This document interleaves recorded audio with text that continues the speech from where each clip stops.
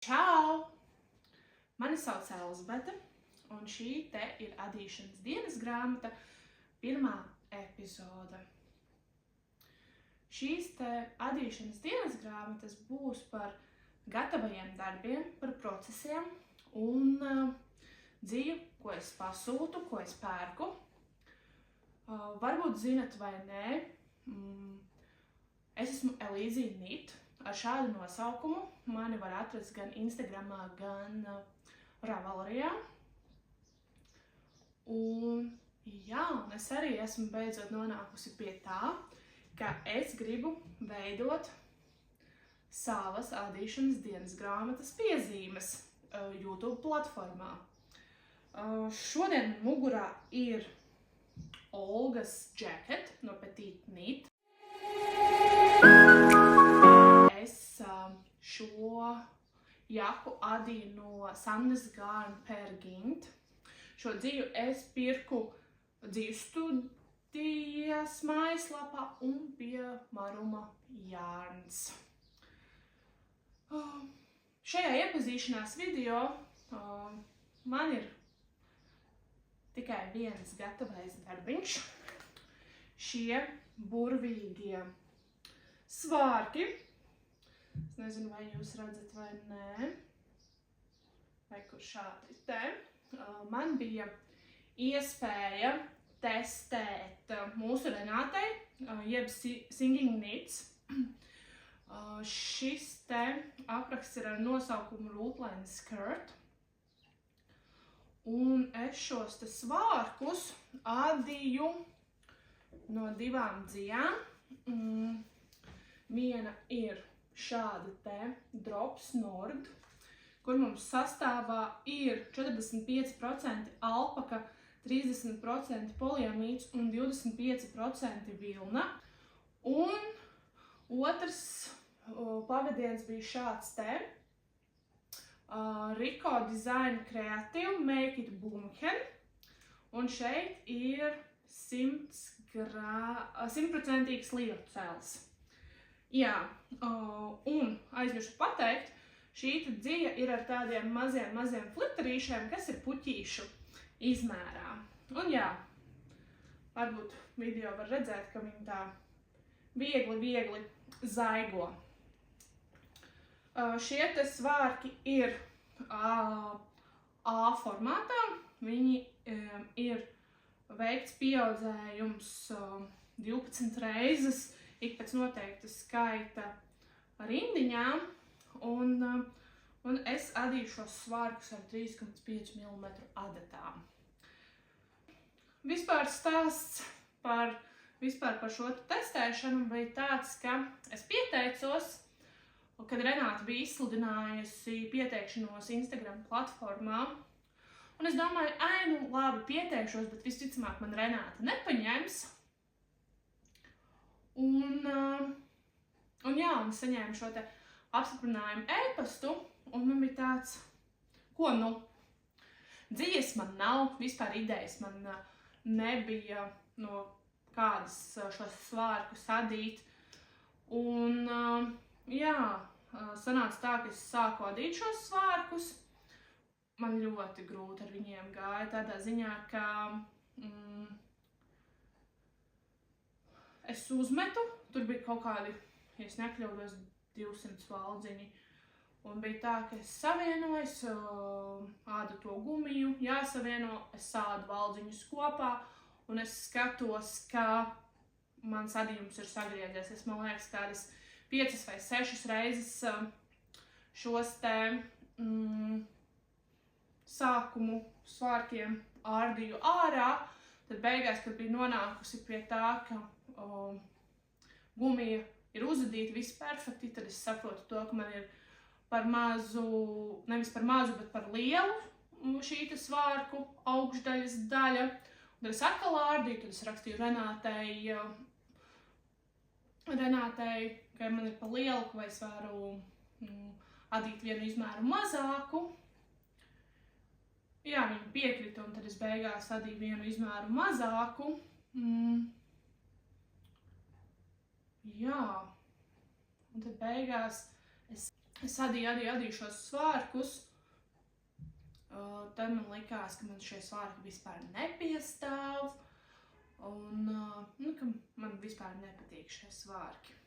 Bet tagad es taisīju bildes, es sapucējos un taisīju bildes, un es sapratu to, ka viņi ir baigi foršie.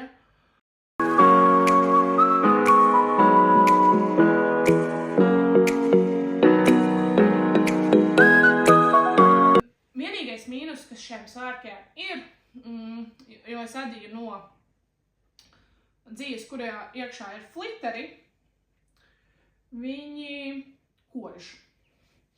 Uz plikas kājas uzvalkot, es viņus jūtu, kur viņi visi atrodas, jo tie spīdumiņi ir gan tā kā labajā pusē un kreisajā pusē sādījušies. Un tad, ja uzvalk zeķibikses, tad nav tik izteikti tā košanas sajūta. Bet jau uz plikas kājas, tad es viņus ļoti izteikti jūtu. Tad tālāk mēs runāsim par procesiem. Kā pirmais no procesiem, kas man ir uz adatām šobrīd, ir šāda te veste. Viņi ir ar tādām lielām pīnēm. Un šis te apraksts ir no Azar Loops Tulip Loop Vest. Es ādu no šādām te divām burvīgām dzijām.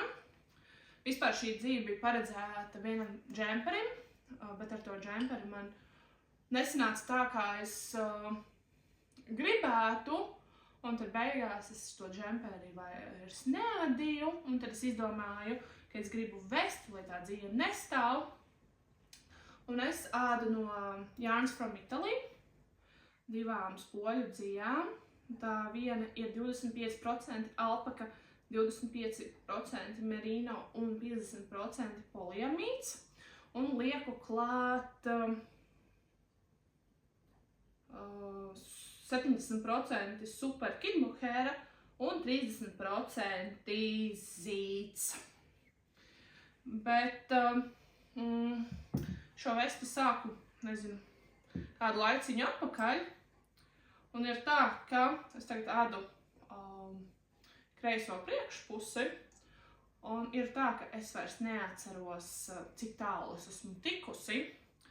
Tad man vajadzēs nedaudz pārdīt kreisās priekšpuses daļu un iesākt no jauna, lai es vismaz zinu, cik tālu es esmu tikusi. Tad, kā nākamais projekts man ir šis te Rū adījumi Dundagas svētku lakats. Es ādu divus paralēli, kā var redzēt. Šis te brūnais ir arī no diviem pavadieniem, samērā plānas dzijas, un es ādu ar bumbulīšu versiju. Un dzija man ir šāda te arī konusu dzija no 100% merino. Man būs šis te svētku lakats. Un otrs ir šāds te sarkans. Šis gan ir 100% kašmirs. Es pirmoreiz ādu no 100% kašmira, un šī te dzija ir 100% kašmirs ar izšķīstošo pavadienu. Noteikti jautāsiet, kas ir izšķīstošais pavadiens. Tas ir tā, ka tagad jūs viņu mazgāsiet, tad šis te pavadiens izšķīst. Un jā, šeit ir dzija satīta 4 pavadienos. Šis te apraksts ir pielāgojums atkarībā kādu dziju jūs izmantojat, un ir tā, ka, ja āda no biezākas dzijas, tad var adīt tikai 2 atkārtojumus, un, ja ir plānāka dzija, tad var adīt 3 vai 4 atkārtojumus, un šo aprakstu var uzadīt pilnīgi savādāk katru reizi, jo tur, kur es adīju bumbulīšus, tur var arī adīt skuiņu joslu. Un, jā, un katrs posms ir ar video, ja ir kaut kas nesaprotamāks, tad varu droši paskatīties video un adīt, lai varētu saprast, kas tur ir jādara. Un noteikti jautāsiet, kāpēc es ādu divus lakatus paralēli. Man ir tā, ka ja es vienu reizi uzvedu un pēc tam man ir jāāda vēl viens, tad ir tā, ka man apnīk. Ja es ādu paralēli, tad man tik ātri neapnīk tas viens apraksts, un es pieņemsim daru tā, ka es nodu vienu posmu, tad es ņemu otru lakatu, nodu tieši tikpat un ņemu atkal otru lakatu, lai es varu turpināt.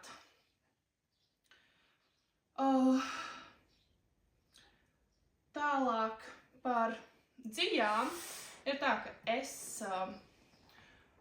šomēnes neesmu nekādu dziju iegādājusies.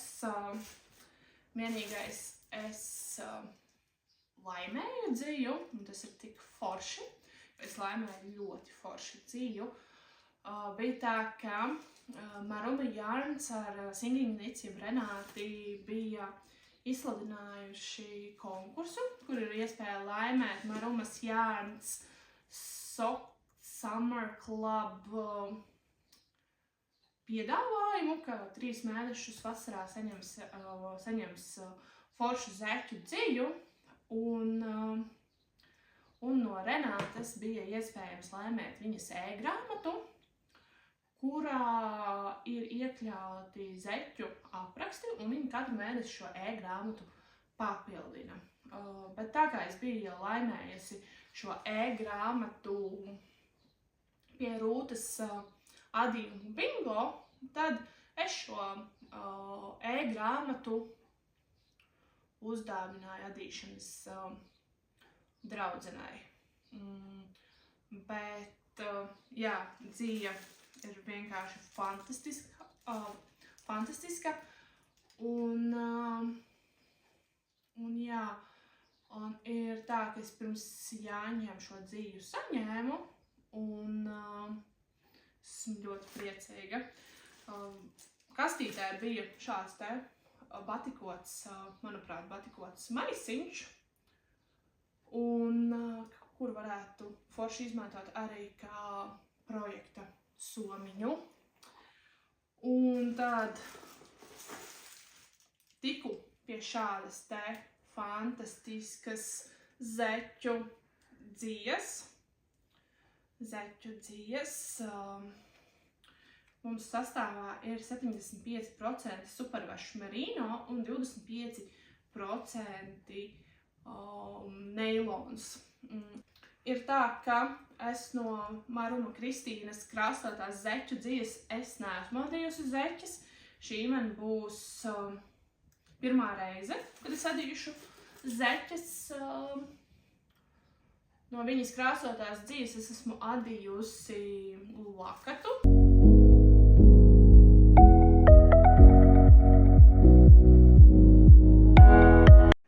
Man ļoti patika.